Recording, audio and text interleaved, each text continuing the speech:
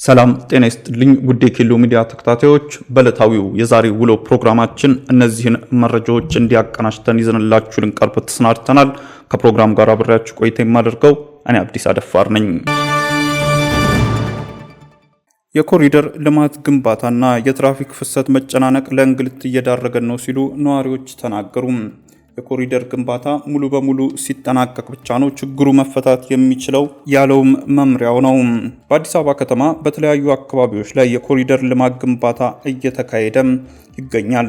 በመሆኑም በመንገድ ዳርቻዎች ላይ በሚካሄደው ግንባታ የትራፊክ ፍሰት መጨናነቁ መጨመሩ ተገልጿል። በአንደኛና ሁለተኛ ዙር የግንባታ ሂደት የቀጠለው የኮሪደር ልማት ቀድሞ ከነበረው የመንገድ መጨናነቅና የትራፊክ ፍሰት እጅግ እንደጨመረና ተሽከርካሪዎችም ሆኑ ትራንስፖርት ተጠቃሚዎች ካሰቡበት ቦታ ለመድረስ አማራጭ መንገዶችን ቢጠቀሙም ችግሩ እየባሰ እንጂ እየተፈታ እንዳልሄደ ይናገራሉ። በሰዓት ወደ ስራ ገበታ መግባትም ሆነ ተማሪዎች ወደ ትምህርት ቤት ለመሄድ መንገድ ላይ የሚያጋጥመው የትራፊክ መጨናነቅ ቀደም ብሎም ቢሆን ዋነኛ ችግር የነበረው የአዲስ አበባ የትራንስፖርት ጉዳይ ጥያቄ ውስጥ ከቶታል ይላሉ። አማራጭ መንገዶች ለተሽከርካሪዎች ክፍት ቢደረጉም የመንገዱና የተሽከርካሪው ብዛት አለመመጣጠኑ መጨናነቁን ሊያስተካክለው አለመቻሉም በምሬት የሚገልጹት እነዚሁ ቅሬታ አቅራቢዎች እኔ ነኝ የሚል ተጠሪ አካል ለጉዳዩ ትክክለኛ አፋጣኝ ምላሽ እየሰጠ አይደለም ብለዋል።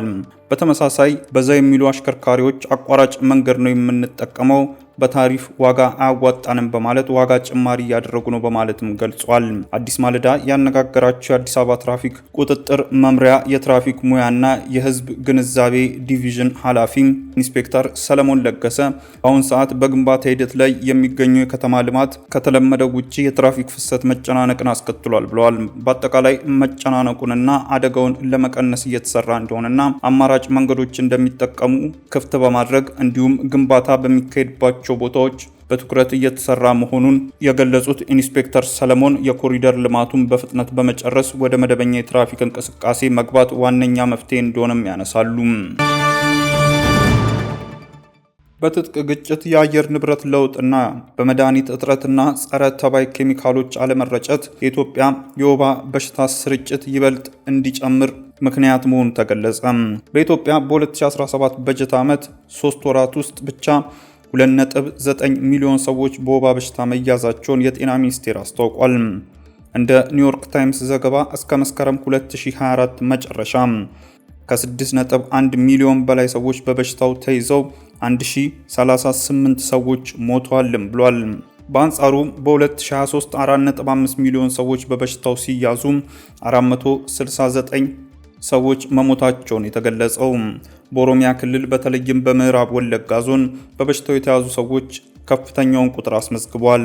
በምዕራብ ወለጋ ከፍተኛ ቁጥር ያለው የበሽታው ተጠቂዎች የሚገኙባትም ዞን ነው። በአካባቢው በመንግስት ኃይሎችና በኦሮሞ ነጻነት ሰራዊት መካከል በተፈጠረ ግጭት የጤናና የሰብአዊ አገልግሎት ተቋርጧል ሲል ዘገባውም አመልክቷል።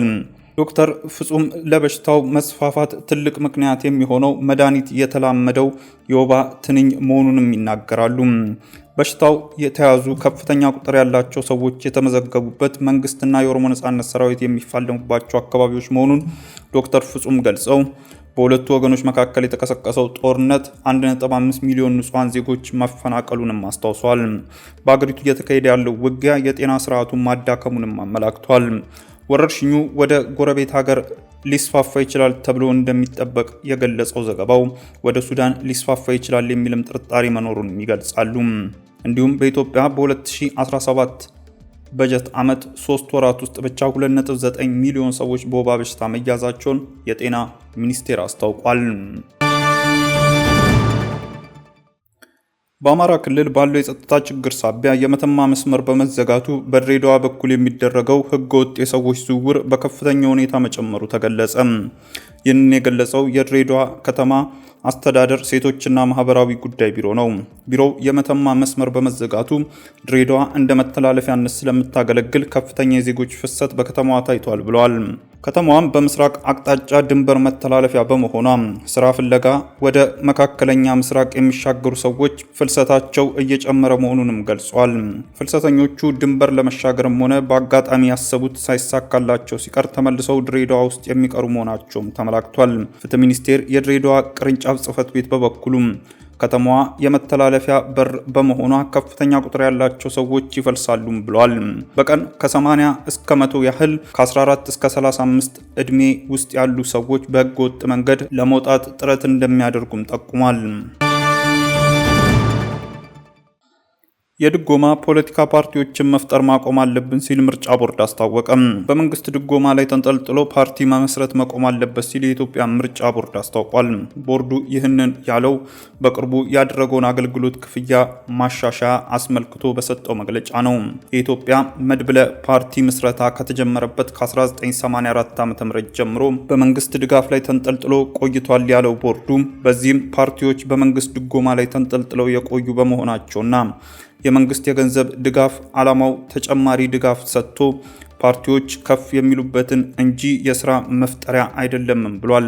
የቦርዱ ምክትል ሰብሳቢ የሆኑት አቶ ውብሸት አየለም የድጎማ ፖለቲከኛ አንድ ቦታ ላይ መቆም ይኖርበታል ሲሉ አዲስ ለሚመጡ ፓርቲዎች አሳስበዋል።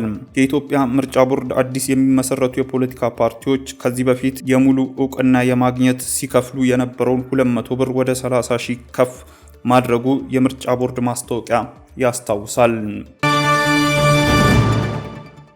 ውድ ተመልካቾቻችን በዕለታዊው የዛሬ ውሎ ፕሮግራማችን ይዘንላችሁ የቀረብናቸው ዋና ዋና መረጃዎች እነዚህ ነበሩ። ከፕሮግራሙ ጋር አብሬያችሁ ቆይታ ያደረኩት እኔ አብዲስ አደፋር ነበርኩ። ከሌሎች የኬሎ ሚዲያ ፕሮግራሞች ጋር መልካም ቆይታም